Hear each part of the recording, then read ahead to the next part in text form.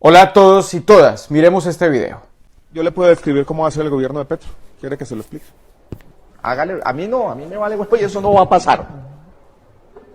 El primer año él nombra un buen gabinete de unidad nacional. No lo logra cohesionar. Pasan 6 o 8 meses y no pasa mucho. Se le desbarata el gobierno. Y Petro empieza a tuitear como loco. Y básicamente es ese conflicto que crea de manera permanente y la agenda del país girando alrededor del Twitter de Petro y no se hace nada. Es un poco, yo dije hace poco que me daba más miedo la inacción que la acción en un gobierno.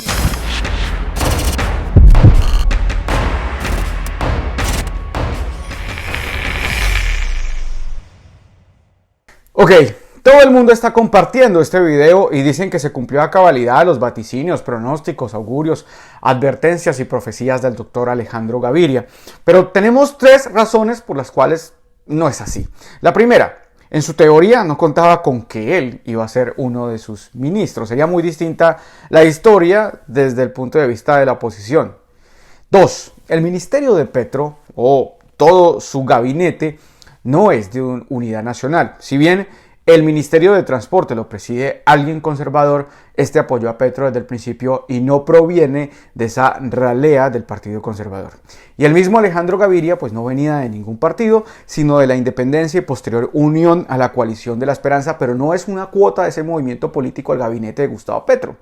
Y la 3, desde luego, no hay inacción en este gobierno. Al contrario, este es uno de los problemas de este gobierno, que hay mucha acción.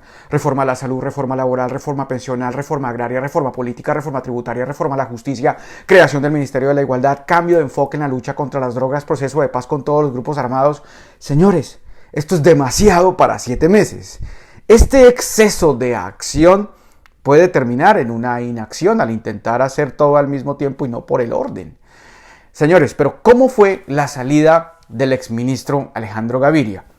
Cuando se hizo claro que la reforma a la salud iba a estar entre las prioridades para el primer semestre del año 2023, pues ahí comenzó la tensión. En ese momento, el ahora exministro escribió un documento con sus reparos pues, a la propuesta y expuso en un consejo de ministros a finales de enero y que posteriormente fue filtrado por la prensa. El documento mostraba la distancia que al momento pues era insalvable y el ministro decía que todo esfuerzo reformista debía empezar por un diagnóstico, por un análisis de lo que funciona y no funciona, y decía que esto no ha ocurrido en la reforma de salud que en ese momento pues se estaba proponiendo, porque posteriormente, como vamos a ver, cambia un poquito.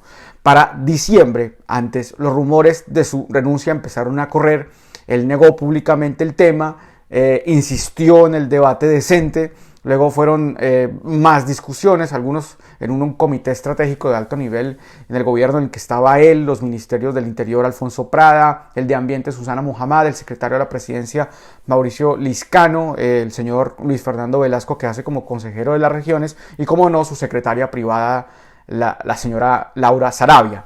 El tiempo fue avanzando, la tensión se fue aumentando, llegó a un máximo punto cuando la ministra Corcho presentó el borrador del proyecto a sus colegas. Eso fue el jueves 9 de febrero, y ahí en ese texto se presentaba la reforma a la salud, pues la eliminación de la CPS, y creaba un sistema en el que el Estado administraba pues todos los recursos, asegura la salud de los colombianos y audita y revisa las facturas que le envían a los prestadores de salud, las clínicas y los profesionales. Ese día, Gaviria y otros 3 miembros del gabinete presentaron una carta de cuestionamientos a ese borrador.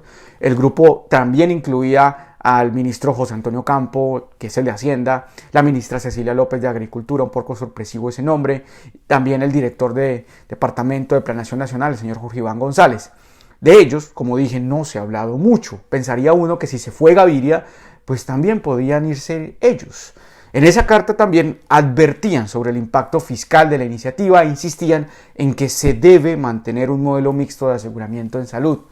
De los 4, Gaviria, que era el más distante ideológicamente a Petro, el único que había participado en anteriores al gobierno y pues el único que también había sido ministro de salud, pues seguía parado en su posición. El presidente radicó el proyecto, que para Gaviria seguía teniendo muy pocos ajustes y que dejó a la CPS teóricamente existiendo, pero con muchas debilidades, pues convocó a marchas para respaldarlo. la defendió desde el balcón del Palacio Presidencial, como ustedes vieron. La ministra López explicó efectivamente que habían argumentado que a su juicio el documento había mejorado y que es usual que en todos los gobiernos pues hubiesen discrepancias en estos proyectos. El estudio de la reforma ya no dependía del gabinete sino del Congreso. Cuando el único paso que quedaba era que se apagara la llama, pues este domingo revivió el choque, ya que la revista Cambio reveló el documento de los funcionarios a pesar de que ninguno de los firmantes había querido hacerlo público hasta entonces. La mañana del lunes, el presidente pues confirmó la autenticidad, argumentó que no hizo caso omiso a las críticas, que se ajustó al borrador gracias a ellos y que el Ministerio de Hacienda había revisado el cuadro de costos de la reforma, por lo que el argumento de que su carga fiscal ya no era válida, pues ya quedaba por fuera, porque ya lo había analizado el ministro José Antonio Campo. Mostró una tabla de costos diferente a la del comunicado filtrado y pues horas después el ministro Campo públicamente también refrendó lo que el presidente dijo.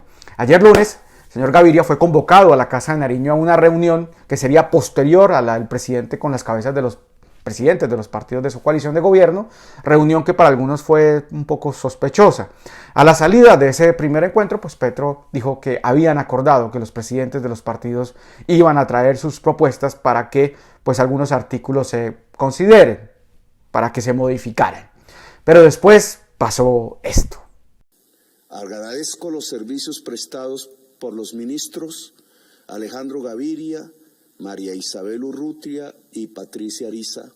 Con sus aportes han contribuido a enriquecer el debate y a iniciar los cambios por los que votó el país. Y los invito a que desde el... Frente a la salida del exministro Alejandro Gaviria, que hay un error de las dos partes. Empezando por él mismo al aceptar un ministerio en el gobierno que ya se sabía que iba a plantear en la reforma de salud, porque esto estaba en el programa con el que Petro ganó. Algunos, inclusive radicales dentro del progresismo, están diciendo que Petro va a ceder algunos artículos dentro de la reforma. Bueno, ya cedió, porque las EPS no se van a eliminar. Si el señor Gaviria sabía para qué aceptaba. Y error también del presidente creyendo que Gaviria no iba a tener diferencias futuras con un proyecto que él mismo criticaba siendo candidato. Pero se entiende que cuando Gustavo Petro incluyó a Gaviria en su gabinete, no lo hizo como parte de un acuerdo nacional, como dijo erradamente Gaviria en su pronóstico. La decisión se vio como un gesto de apertura política de recibir a los diversos. Gaviria es un tipo inteligente, un tipo coherente, que se va porque no le gusta lo que está haciendo el gobierno en otra de sus carteras y hasta descuidando un poco la suya. Hay gente que lo critica, otros que lo avalan. La pregunta será, ¿qué va a pasar con las metas que están dentro del plan de desarrollo en cuanto a educación? Los 500.000 cupos como meta que se puso para este cuatrenio. La educación básica de calidad, el tema de la alimentación escolar, el tema de la educación para la paz y convivencia, porque algo se estaba haciendo. En fin, hay personas que dicen que esto es una ilegalidad y un acto dictatorial del presidente. Señores, el artículo 189 de la Constitución dice claramente cuáles son las funciones del presidente de la República como jefe de Estado. También es jefe de gobierno y suprema autoridad administrativa. Y su primera función en la Constitución dice que es nombrar y separar libremente a los ministros del despacho. La noticia es que el presidente está cumpliendo la Constitución política. En todos los gobiernos hay cambios de ministros. Pero Beto, ¿cómo así? ¿Un ministro que se queja del gobierno lo van echando así como así? ¿Es que no puede criticar? Es que si yo no estoy a gusto con lo que se hace en el gobierno, hablo de diferencias estructurales, ¿qué hago haciendo parte de ese gobierno? Es que ni siquiera me tienen que echar, yo me tengo que ir.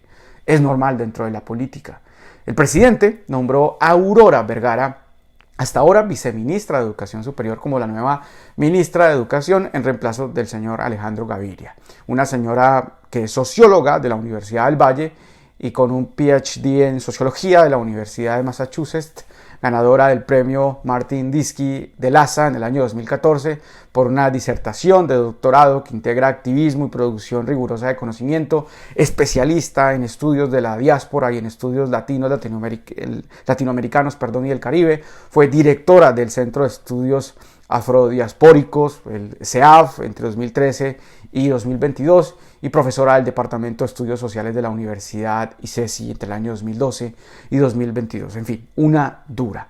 Ahora, ustedes se han concentrado más en el tema de Alejandro Gaviria, pero a mí sí me parece un poco más delicado, pues la renuncia o digamos, que le hayan pedido la renuncia a la ministra de Cultura y a la ministra del Deporte, María Isabel Urrutia. Primero porque a María Isabel Urrutia y Patricia Ariza no les habían notificado de la salida de sus ministerios, pero la jefe de gabinete, Laura Sarabia, confirmó que así los hicieron. Alguien está diciendo mentiras. María Isabel Urrutia dice que no sabe si el presidente la declaró insubsistente o la cambió, y también aseguró sobre su participación dentro de los temas de la reforma a la salud. Dijo que siempre estuvo a favor y que no cree que su salida pues haya sido por este tema. La exministra también comentó que no le notificaron sobre ninguna investigación y que su trabajo en el ministerio se enfocó en hacer las cosas bien y hacer una limpieza dentro del ministerio, y que tal vez a eso se deba su salida. Sobre los hallazgos que encontró en el Ministerio del Deporte, pues Urrutia comentó que encontró más de 2.500 OPS, o sea, órdenes de prestaciones de servicios, de todos los partidos políticos, pero especialmente de uno, del partido de la U, de la señora Dilian Francisca en el Valle. Algo delicado que esperemos pues se amplíe. También aseguró que se encontraba investigando proyectos de infraestructura deportiva a los que se les había girado recursos desde el Ministerio del Deporte y no habían iniciado su construcción. Señores, para esta cartera, el presidente nombró a Astrid Rodríguez, la nueva ministra del Deporte, quien es licenciada de Educación Física de la Universidad Pedagógica Nacional. Asimismo, cuenta con una maestría en Educación y un doctorado en Estudios Sociales de la Universidad Externado de Colombia. Frente a la exministra Patricia Ariza, una de las salidas sorpresivas para mí, porque es del círculo de Gustavo Petro, se sabe que sí, efectivamente tuvo diferencias con el presidente en algunos aspectos pues, que aún no se aclaran. La exministra de Cultura también aseguró que le hubiese gustado que el presidente se lo hubiese dicho mirándola a los ojos. Sobre el legado del Ministerio de Cultura, la señora Patricia Ariza comentó que hizo cambios que nunca fueron valorados y catalogó de difícil el trabajo en la cultura, pero que no tiene claras las razones de su salida de la cartera. Dijo finalmente que no quería entrar a sembrar controversia con el gobierno nacional y que no se iba a convertir en una opositora del gobierno del cambio. No más, hace unas horas se anunció el nuevo ministro de Cultura, es el maestro de música Ignacio Zorro, actual viceministro de la Creatividad. Cuenta con más de 40 años de trayectoria y ha liderado programas y proyectos de entidades como la Escuela Superior de Música del Instituto de Cultura de Boyacá.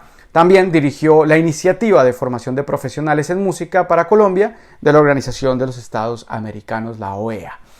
Han dicho que es el profesor de piano de las hijas del presidente Gustavo Petro, pero yo tenía entendido, porque la conozco, que era la señora Inés Leiva, la hermana del canciller Álvaro Leiva.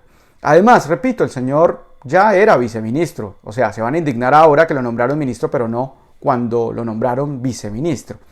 En fin, señores, ¿se acuerdan de la reunión de Petro con los jefes de los partidos tradicionales antes del Consejo de los Ministros? Pues especuló que el presidente le iba a dar a algunos partidos esos ministerios. Lo cierto es que se eligió a una socióloga con doctorado, ministra de Educación, a una licenciada en Educación Física con maestría, ministra del Deporte, y a un maestro de música con 40 años de experiencia, ministro de Cultura. ¿Alguno pertenece a algún partido tradicional? La respuesta es no. Miren, nosotros como electores, simpatizantes de este gobierno que dice ser el del cambio, tenemos que criticarlo con toda cuando se equivoque. Y por supuesto con argumentos y razones de peso. Pero también tenemos que resaltarlo cuando hagan las cosas bien. Acá estamos. Ayer para usted yo era un uribista y hoy vuelvo a ser petrista. Y así lo encasillan a uno en algún sector, borrando cualquier posibilidad de sensatez y criterio en el análisis. Gente, muchísimas gracias a todos por ver Beto Reacción. No se les olvide por favor suscribirse al canal, darle like, compartir, seguirme en otras redes sociales. En Instagram estoy como @BetoCoralG, en Facebook estoy como Beto Coral, en Twitter estoy como @BetoCoralG también. Les agradezco por todo su apoyo. Un abrazo.